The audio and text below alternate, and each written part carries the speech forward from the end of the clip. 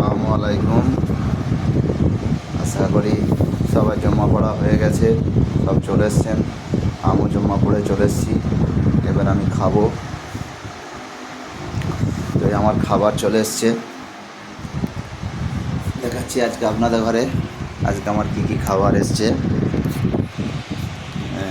এটা হচ্ছে ভাতের ডাব্বা, এই ভাত এসেছে। এটা হচ্ছে তরকারির ডাব্বা, এই যে। এটা হচ্ছে কি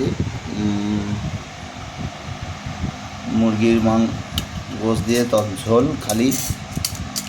এইটা হচ্ছে বিম কড়াই আলু। আজকে এটা আমার দুপুরের খাবার এসছে। মাশাল্লাহ ভালোই খাবার এসছে আমার, আলহামদুলিল্লাহ। আল্লাহ ভালোই আজকে দিয়েছে আমাকে। তো যাক, এবার আমি খাওয়া শুরু করব। আপনারাও সব খেয়ে নেন, ভালো থাকবেন।